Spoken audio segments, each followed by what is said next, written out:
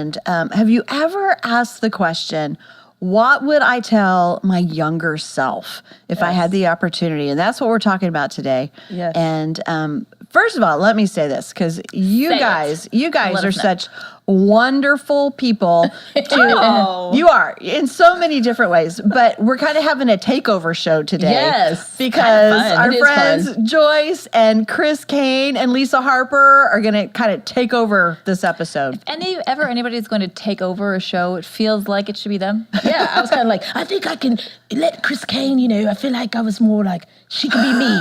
Well, I almost didn't know which one of you that was for a second. Kane. That was my Chris Kane.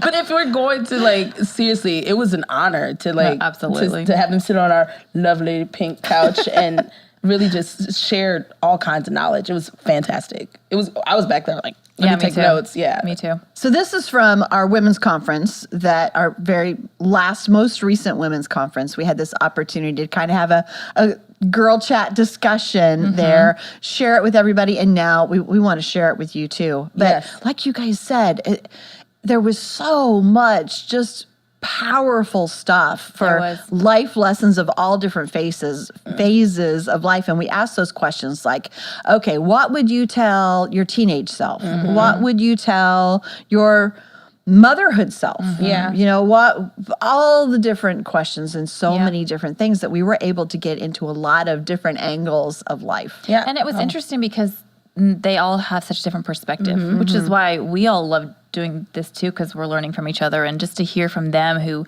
they grew up differently in different ages. It was so good. So I'm like, oh, I got it. Yeah, that too. Oh, got it. Well, to even hear Joyce say, you guys will hear it. She said she didn't even start having fun until she was 50. Yeah. I'm just now 41, so it's there's a lot of fun ahead. I have and to see how full her life is at her age even now, it was just something exciting to see and super hopeful. It made me full of hope and joy to see wow, I still have so much time, to do things. So it was good to. I'm going to talk to her for just a second. Yeah. So if you could just. She's not here. Yeah. Yeah. Disappear! Jay and I need to chat for just a quick second. We gotta talk real quick. Wait a minute. You can listen, but you can't speak. We're gonna talk about you, but you don't need to know about this. Can we just talk about how great the host was? Yes, she was kind of a baddie on there. She did a really good job. She did really great, moderating that and to keep that conversation moving. Because you know what? One thing I know, you got to be some type of host. If you can keep 3 preachers in a time limit. Because all of them can preach, okay? Yeah. I'm talking about 45 minutes to an hour. They can go. She got them going. But she got them going. That takes a special skill. So, well, how fun to be able to talk with this group and just laugh and realize how we all have so much in common. Yeah. And involving the 15,000, however many women that were there too. It's just like sitting in a great big living room with all your best friends. Absolutely. It was really special. It felt very intimate, even though there were so many people in there, because we were connecting. Yeah. And we needed it. It was fun to see people responding to almost like a talk it out. I think because we never get to see people. We envision you guys all there listening. Yeah. We're like, I hope they're listening. I hope they're laughing. I hope they think we're funny. I'll laugh no matter what. But to see the women really engage, it was fun to see. Yeah. So should we do it? You know what? It was just so good that I think we should just share it with everybody. Let's do it. You guys check it out. So we've all done this together before because we have Joyce's Talking Out podcast. You've all been on it. Love it. And it's so fun when you guys are with us. We have a blast. This is a bit of... So get cozy, get comfy. That is so cozy. Let's just all sit on the couch. I like it. All right. We are going to be talking about what you would tell your younger self. So there has been advancements in technology, and there is now a way to text yourself messages back in time. Wow. It's not real. Don't look for it on your app store. But wow. So let me just start with this. What's the first thing that pops into your mind? What's the first thing that you thought, I'm going to tell my younger self this? I would tell her not to try to peel off Spanx with a fresh manicure. Ah, brilliant. Brilliant. Love it. I figures you'd come up with that. First of all, I can't even get Spanx on. I don't know how anybody does that. I mean, I'm like, you could hurt yourself trying to put a pair of those things on. No, I would tell her to eat more carbs while she can.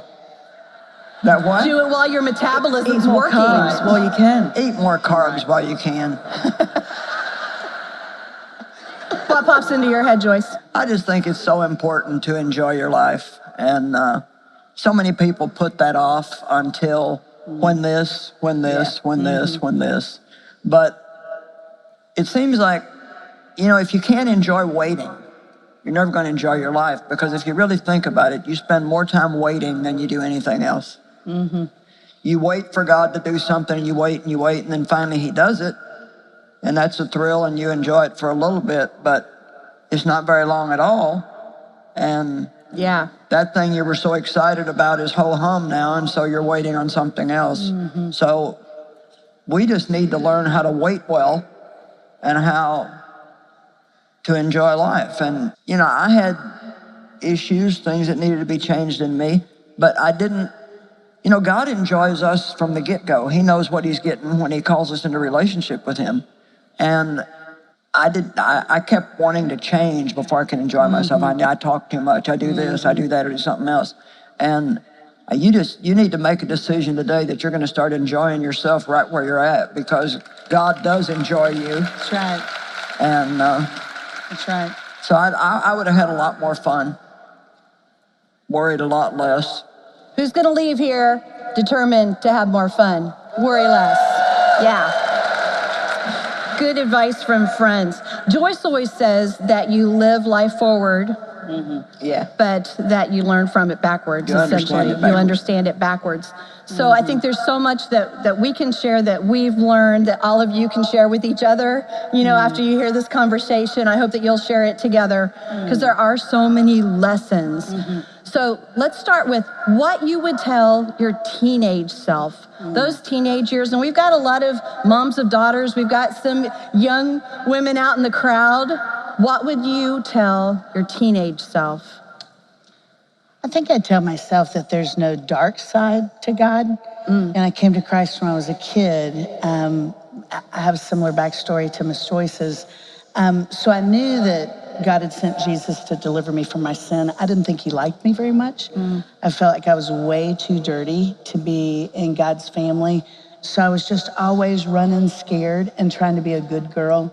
And I didn't know what it was to be loved by God. So I spent years as a very stiff, saved girl. Took a long time to trust him enough to really linger in his arms and get liberated.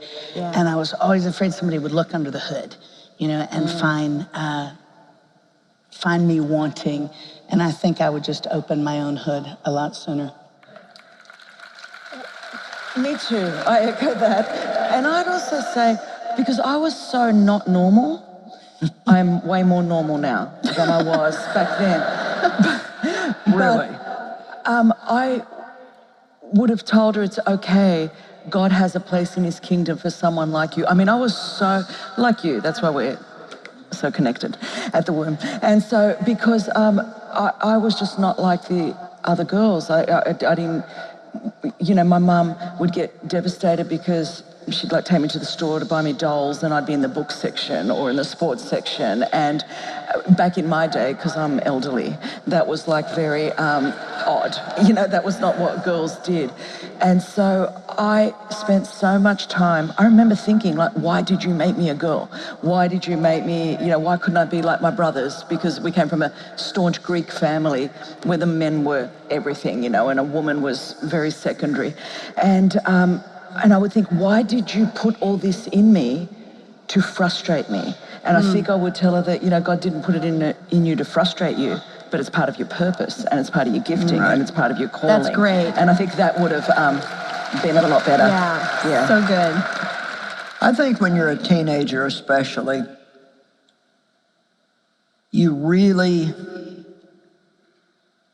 start to worry about what other people think. and wanting so much to be accepted. And that's really a very important time for teenagers because they can really, it's like a crossroads, you know, you can really stand your ground and be who you are and not get sucked into the crowd. And Dave and I have several grandchildren that I'm really proud of that, you know, were still virgins when they got married. They were very, very strict about, I believe in God, this is what I'm going to do, and if you don't like me, that's your problem. They were okay being by themselves if they had to be by themselves. And it really can be a very difficult time for teenagers if they get into that peer pressure trap of trying to be like everybody else. And I'm so glad that I found out that God didn't make us to be like everybody else. We're all very unique. I mean, there may be some similarities. Our personalities are somewhat alike. Usually people that do this kind of thing, they are, all four of us up here have got some similarities, but yet there's differences, and it's okay to be different. And maybe some of you are still trying to figure that out. You're still trying to be like somebody else. And I'll tell you, it's just the biggest waste of time because you got to be you. Everybody else is already taken. You just can't be somebody else. And so I really want you to enjoy yourself. I didn't start enjoying myself until I was probably in my 50s and still learning. I think I've finally got that one, but I felt so bad about myself, guilty all the time and always coming up short because I wasn't what somebody else wasn't like you.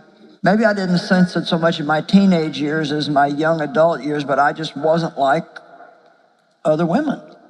You know, I didn't like a lot of the things they liked. You know, they were all going to home decorating parties, and I wanted to stay home and learn how to cast out devils, you know.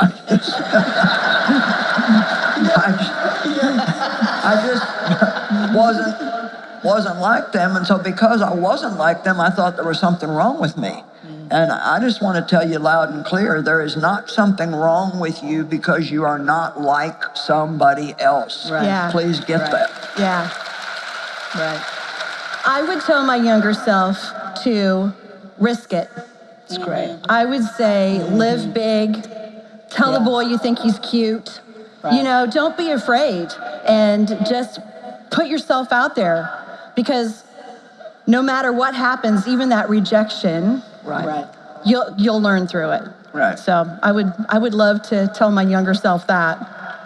Okay, what would you tell your younger mother self? Because you've all learned so much and you're all in different stages, which I love, of where you are in your motherhood journey. Missy's how old? Missy's 13. Missy's 13. She is a precious little thing. We love Missy. And then Chris, your daughters. 20 and almost 17. And Joyce has one of everything. Oh, yeah. My baby is 42. So what would you tell your motherhood self? Anybody? Okay, I'm looking at you. I became a mom really late in life. I became a mother through the miracle of adoption, the exact same season I was going through menopause. So I was a real sweaty young mother. And I feel like I've had Missy home from Haiti for 8.5 years, and I think I've made every single mistake known to motherhood in that 8.5 years. But I love her so much, and she's tangible grace. She's not my hope, Jesus is my hope, but I was such a train wreck, and the way God wove me into Missy's story was such a palpable miracle that when she wakes up, I'm like, look what he did. Yeah. And so I think it's just gratitude is the only thing I do really well in motherhood, and I think if a child knows they're loved, they'll stay between the ditches. I love that. I would tell her firstly, there will come a day you will sleep again. Yeah. There is sleep in the future. That's a really important message. I think it is, because it's like, if you just know you Hang will. on. It's coming. And just to chill out and don't major on minors, because it really does. A lot of the stuff you think is going to matter, it's not going to matter. I'm going to set someone free. I know there are people that are obsessed with breastfeeding. I'm going to go there. And people that aren't. Just do you, boo. Whatever suits you, it's okay. So that's, and I just think we get so caught up, and again, it comes back to the comparison thing, like, am I doing it like someone else? And so you have to understand, I would also say, because I was 40 as well when, you know, 35 and 40 when I had my kids, already in full-time global ministry. So I wasn't like a 20-year-old mother in that different season. And I would have been just a little bit more gentle on myself, like, don't understand that it's a unique journey for every mother. That's the thing, I think. Yeah. And I think I'd tell her not to be surprised. I grew up, my mom's Baptist to the bone, my dad's Assembly of God, so I grew up kind of Baptist-costal, which means I want to dance in worship, but I have very questionable rhythm. But we were taught, I thought if I said a word that's not in the Bible, there's a grease tube that led straight to the hot place. I was shocked when I became a mom how many bad words. If somebody messed with my kid, it's like, I will cut you. And so young mamas, don't say bad words. But, and I know Joyce has some great books about that help me cleanse my mind, but don't be surprised when you want to say them when someone's unkind to your child. I've never been much of a fighter until I became a mom. And then it's like, you will do anything to guard their heart and mind as unto the Lord. I wish I would have known then that everybody's different, and I didn't. And I know you all probably think like I did. You may have 4 or 5 kids, and you think, how could you all have come out of the same place? And been so... Literally the same place.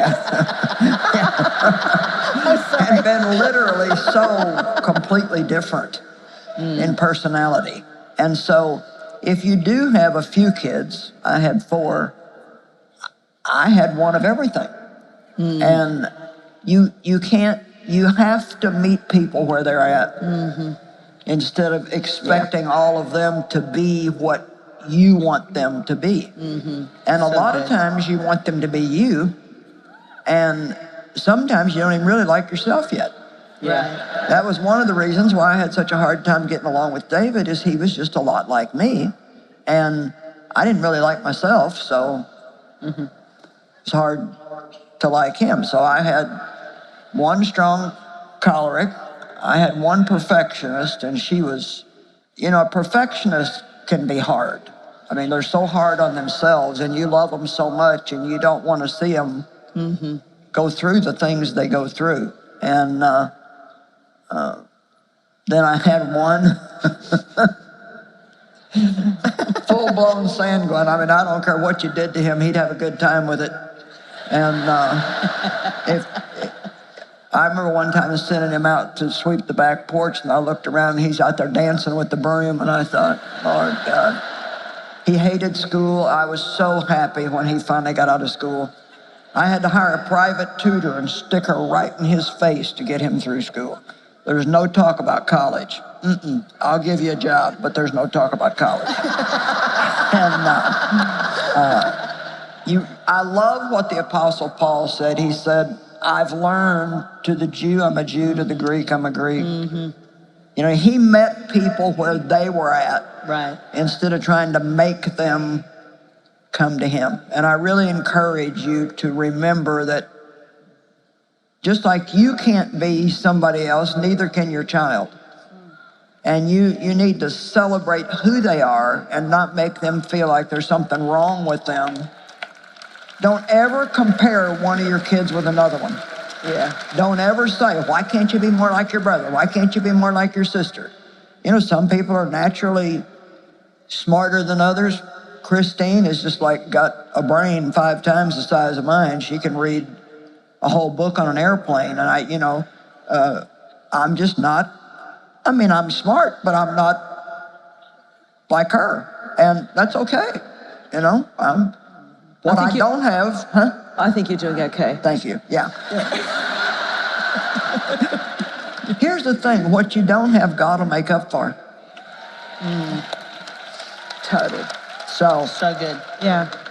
And another thing I would tell you is don't worry so much about whether you're going to be a good parent or not. Exactly. You know, I had the worst example anybody could have, and even my daughter has told me several times, she said, I am really amazed that you did such a good job raising us considering how you were raised. And God will anoint you to be a parent. Yeah. You don't have to, instead of, if you had a bad example, instead of turning around and being what they were, learn from what they did not to do that. And just don't worry about it. Take it easy. I thought, my one daughter, some of my kids, I thought, are they ever going to be able to even get a job? I didn't know if they'd ever even be able to leave home and survive, And now they take care of me. Yeah. And so just chill. They'll make it. That reminds me because, when your kids are different and you're going through different stages of motherhood, there's always a time, I hope always, it'll make me feel better if there's always a time that as a mom, you say, I don't like that one right now. This person is hard to love right now. And so I think it's so important to realize that every stage changes, that whatever hard time you're going through, it's going to shift. God's going to help you through it. He's going to help them through it. Hold on and wait. And he's going to bring you around. That reminds me, we asked some of you for questions as well. And Joyce, this question's for you, and I love it. It says, Joyce, I love your book, Loving People Who Are Hard to Love. What should I do if I'm the one who's hard to love? Well, first of all, knowing that puts you miles ahead of anybody else. So you're already on your way to freedom if you know that. And I get that because I was hard to love. And knowing that you are gives you an advantage because now all you need to do is start having some good conversations with God and realize that everything is not going to change all at once.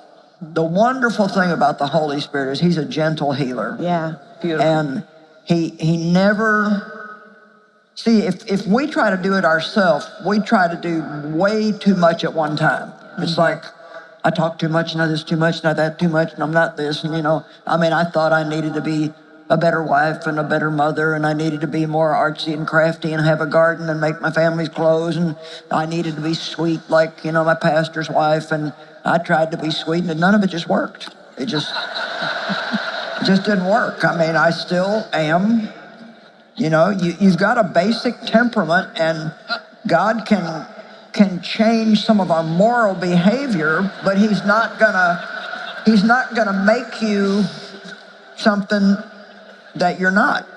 And Sorry, Chris is cracking up. Chris is just thinking of, I'll just let you guys figure this out. What are you saying? What? You're the sweetest person I know. Oh, I'm the sweetest person you know. Yeah, that's because you only see me twice a year.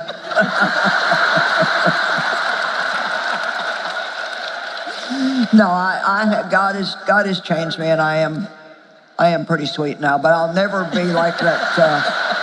I tried to have a real sweet, soft voice, and I really tried that, and people would go like, "What are you doing?" Can you imagine now if I was on television, and any man trying to watch me, if I was like, "Honey, you are just so sweet, and I love you so much." No, you got to get in their face and tell it like it is. And so God has made you, the basic you, the way he wants you. Amen. And your kids too. So don't try to make them be something they don't know how to be. That's good. I love what she's saying there because the scripture says train up a child in the way they should go, not the way you want them to go.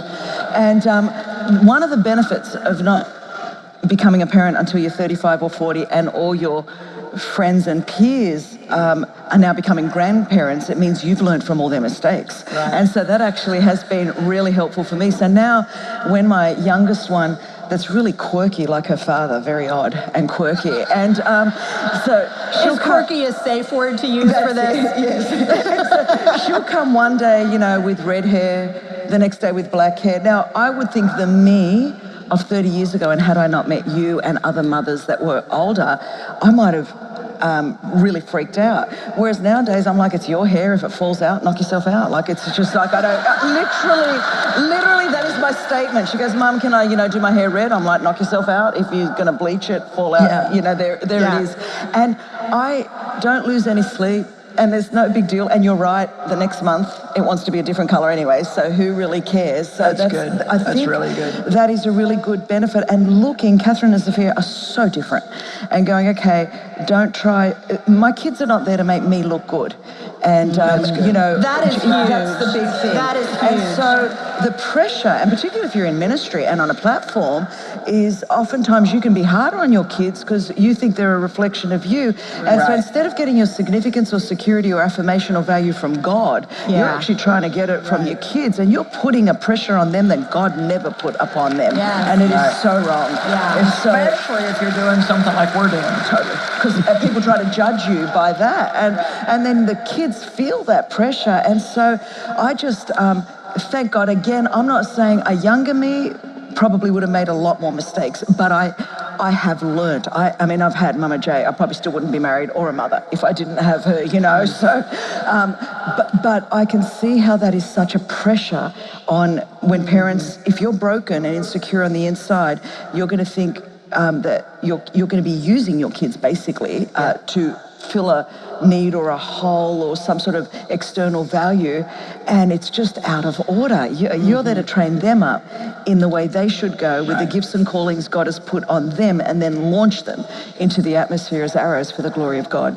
That takes so much pressure off. It really does, because there's a lot of pressure for moms. Totally. And that really takes it off, because the advantage, like you were saying, of how we live life forward, but we understand it backwards, is as moms with older children now, we're able to see what God has done in their life. And it just amazes me, it floors me, the things that he has used, the experiences and how he shaped them, and the beautiful things that he brought out of them that I had no idea were coming, and are so exciting to see. Trusting God through this journey, it is not easy every day, but trusting God through this journey, he knows what he's doing. It amazes me how much I worried.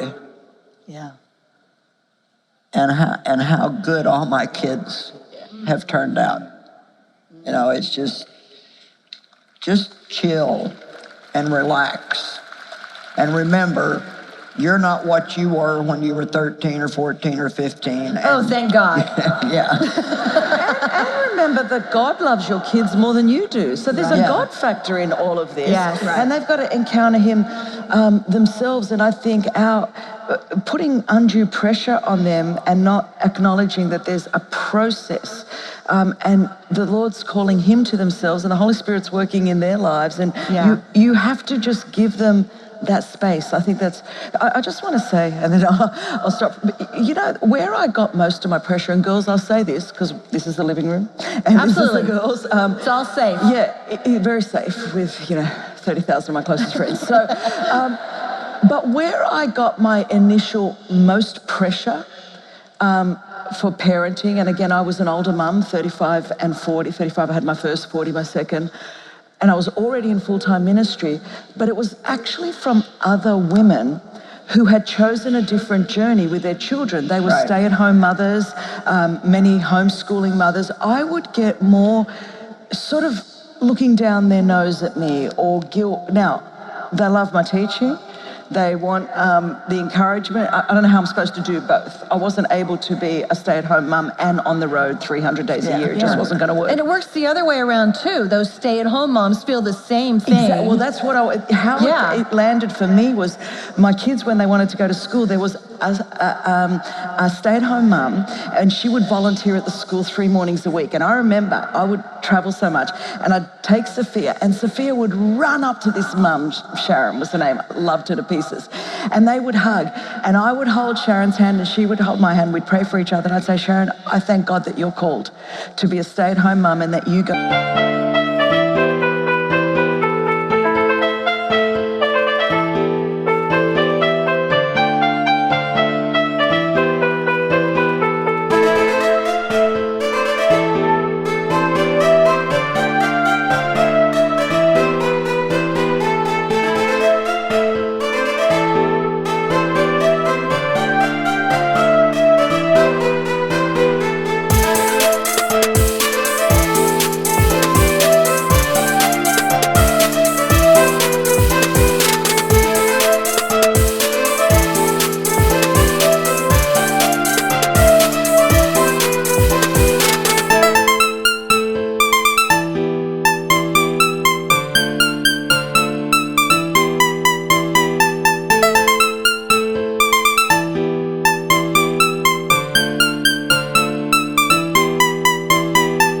Go to the school 3 days a week because it makes my heart feel so safe that my kid has got a Christian, godly woman 3 mornings a week that comes and inputs. And then I can go and take the gospel to the world. We're one body, many parts. And instead of judging each other's parenting, why don't we help each other, celebrate each other, and affirm each other? So that was the thing. All right. You're sending this text. What would you tell your younger self about aging? It happens. It's gonna happen. It's gonna Let me just say. You know, I was telling myself this the other day. I just turned 59 a couple of weeks ago, so I keep saying 60 so that I'll get used to it. It gets better because walking with Jesus gets better. You become more convinced that he really does love us. He didn't just come to deliver us from our sin. He came because he delights in us. He wants a relationship with us. I've been so struck by Joyce saying, I've finally begun to like myself. And that's not any kind of self-help. It's Bible. It's biblical narrative all through and through. So when you begin to believe he's undone by me, he longs to spend time with me, I can peel off my Spanx in God's presence. I don't have to hold in my stomach. I can linger in his arms. Then everything else is not that big a deal. And then you kind of lose your up-close vision, so you can't see what's sagging anyway. So, Isn't God good? I mean, honestly, I feel like it gets better. There's some places where I've slowed a step or two. I get really excited when I get to preach. And a few weeks ago, I jumped off a stage, and I didn't want to scare the people. And I thought, I just shattered my ankles. I didn't, but it hurt like the dickens. And I thought, I probably don't need to jump off stages anymore now that I'm almost 60. So there's a few things that slow down, but for the most part, it gets better because your heart gets bigger. And then everything kind of falls in line with your heart, I think. Yeah, good. I mean, case in point. Yeah. Exactly. You know, I wrote that book, How to Age Without Getting Old. Yeah. And age really is a number and old is a mindset. Right. That's what, I mean, I do not at all feel 79. I don't look it either, just so you know. I don't think I have to dress old. I don't need to try to look like I'm 20, but Right. you have to be willing to make changes. Right. Yeah. And when this conference is over, I'm going to be tired because I give everything that I have when I'm doing it. And so 25 years ago, when a conference was over, I'd go shopping. Now, I'll rest, and I've found out that even one day is not enough. I need two. And so anybody who thinks that they can just keep doing the same thing forever is just foolish. You have to make changes. And one thing I'll tell you, if you want to be in good shape as you get older, you need to start when you're young taking care of yourself. Totally. When you think you don't need to. Oh, I don't need to work out. I look good. I don't, man, I didn't start working out till I was 62. I wish I would have started sooner. And I do a lot of things now in order to be able to do this. I just started having somebody come, I'm getting professionally stretched. Not to get taller, but to be able to keep moving. And That's great. if I do, get down on the platform, I want to be able to get up. I don't want, want somebody to have to come and carry me up. And so you need to make an investment in yourself. A lot of people wait until they're sick to do anything about it. And the whole idea is to do something before you get to that point. I think that's key. I think a key part of why I have so much energy still and can keep going is I've been working out since my early, well, always. I haven't actually not. Happy birthday. I'm 56 today, so how is that? So I've had my last 25 years of birthdays with Joyce at the women's conference, so I feel like I'm home for my birthday anyway.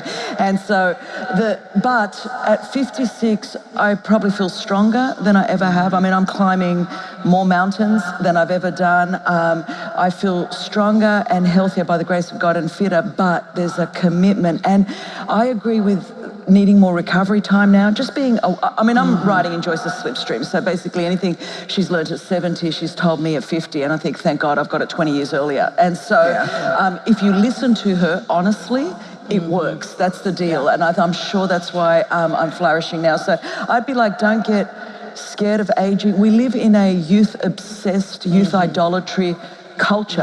And as chicks especially, we like to hide women when they get older. I mean, that's the cultural narrative. That's not the biblical narrative. That's because we go from faith to faith, from grace to grace, and from glory to glory. So it just gets better and better and better with God. Yeah. It really does. Yeah. Good. Yeah. I'd like to add just the tiniest of caveats because I love to work out and I love chips and queso. And so sometimes I get caught between the two. I just like to throw in leather pants because there's something about giving yourself a reward if you don't love working out. And leather pants when you're older, I grew up in a pretty rigid Christian environment, so I feel like I'm really being wild with leather pants. And then I bought a motorcycle, and there's something about that too. Just do something fun. So part of that is I'm single, so I think the leather pants and the motorcycle lead to endorphins as well. But give yourself little goals. Don't set, I'm going to run a marathon tomorrow. Set, I'm going to get out of the house and walk around the block tomorrow. Give yourself goals. In your leather pants? Well, leather pants help me burn off a little bit of water weight. They do. I tried on a pair of leather pants the other day, and I just said, I can't pull this off. It's just not me. Of course you can. Oh, well, you look great in leather pants. If I walked up here in leather pants, it would sound like ducks were being killed.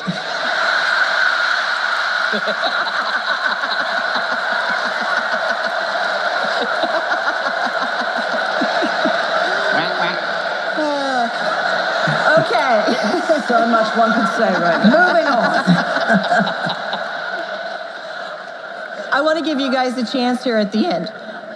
Is there anything that you would like to ask of each other? Like any advice things, anything that, we're just sharing advice as friends, any questions that you guys would like to pop off for each other?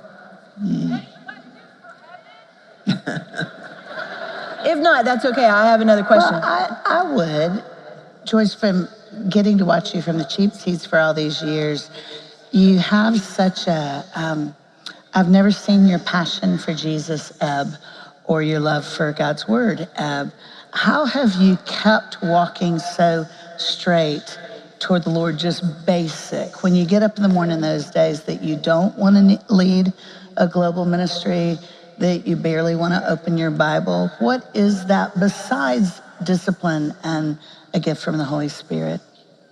Okay, hoping I don't sound overly super spiritual, because I'm very sincere. I really, really, really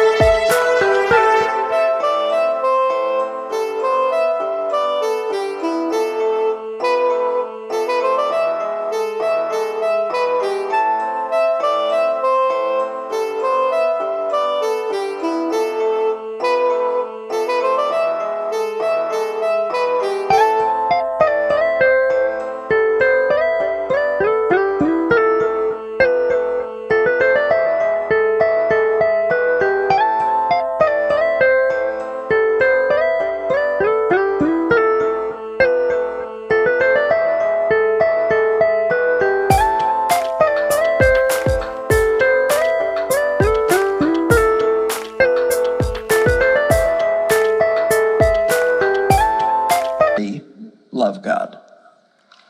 I mean, like,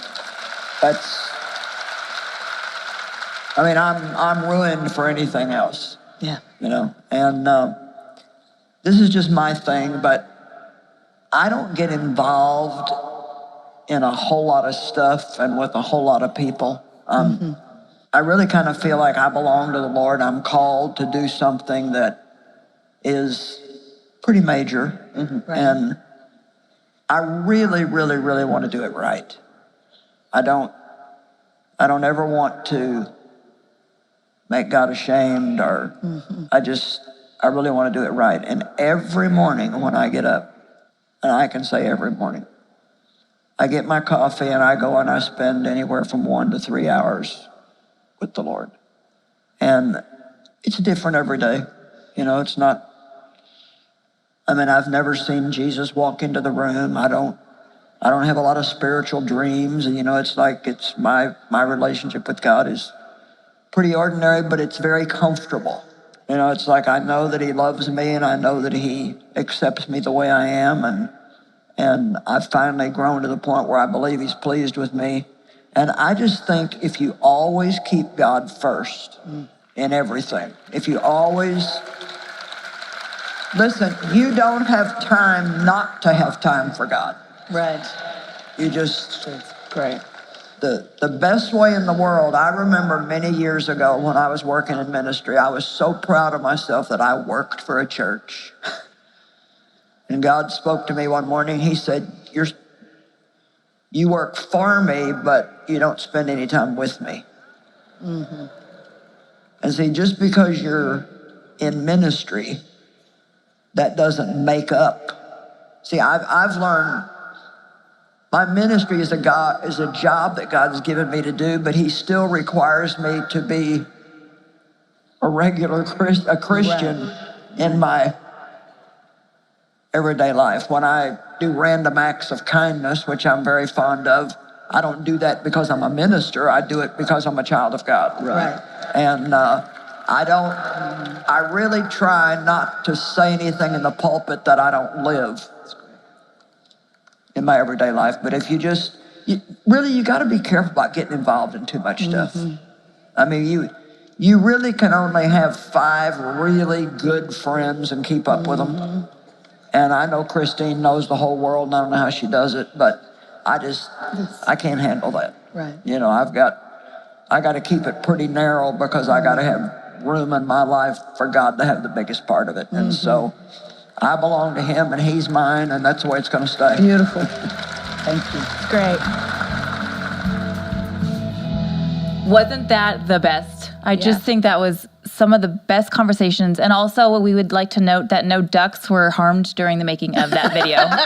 She is hilarious. I was They're almost all so crying. fun. Right. I know. They were. Yes, but you know what? I just think it's super fun. Like, that was so powerful and a good lesson to learn. Like, no matter what stage of life that you're in, we can all learn from each other, glean from each other. I think it was so amazing. Yeah. Some of the stuff that Chris said, and Lisa too, and always Joyce, but kind of gave me some freedom as a mom of young kids.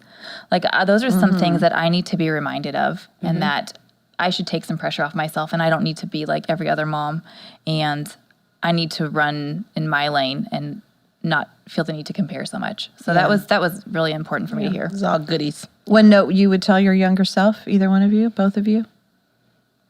Calm down. Just take a breath. That's a good one. Yeah. Things change. Be flexible. And it's okay. And it's okay. Yeah, that's really good. Yeah.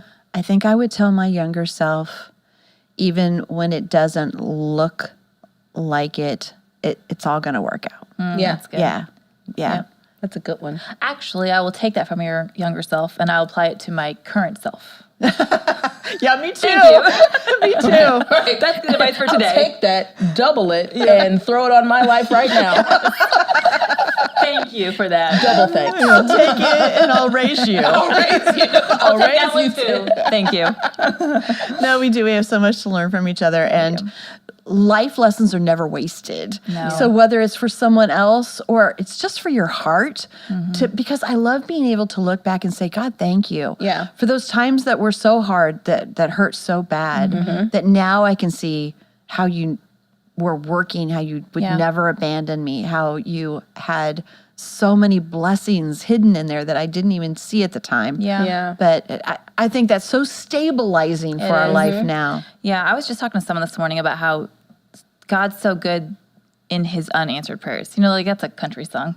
You don't know. You don't like country music. But for those of us who do. But Those of us is probably just you, if I'm right. Yeah, not me either. okay. But a lot So of our, you and your yeah, there you friends, go. country A lot of music. people. Thank you. But You people that love country music. got good taste. That some of God's greatest gifts are unanswered prayers, and I think that that's really good advice too. That is very sound, yeah. Yeah, to remember that it's not him not answering you. It's because he's protecting you. So looking back, like you just said, if I look back and see all the times I didn't get what I asked for, that was God's protection over my life, and that is something I would like to remind myself of. Yeah. And one thing that segment really did for me, and we get to do it all the time because we do this, you know, on TIO, but talking about your testimony, like just the power of a testimony, it just really is, it's powerful. You know, it's amazing because to see all of you guys sitting up there that are strong women in God, generals of the faith, people know all four of you, you know, and to be like, to get that human aspect of like, wait, they're not perfect. What? They didn't know how to do that? What?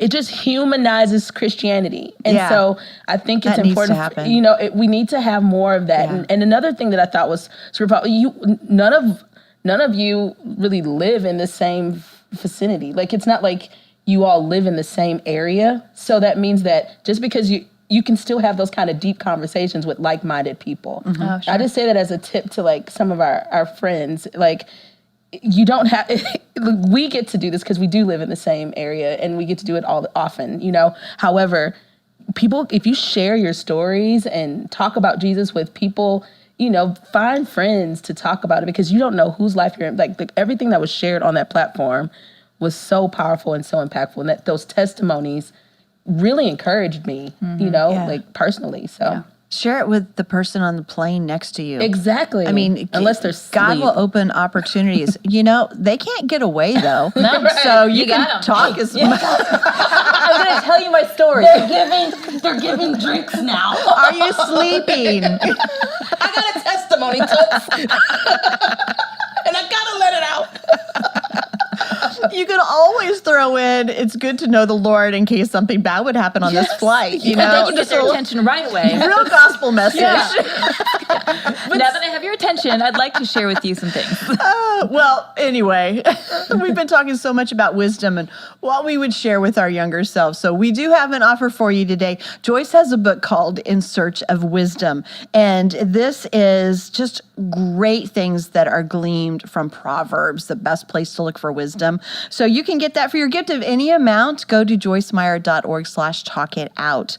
And of course, there you can catch up on all of our episodes, spend more time with my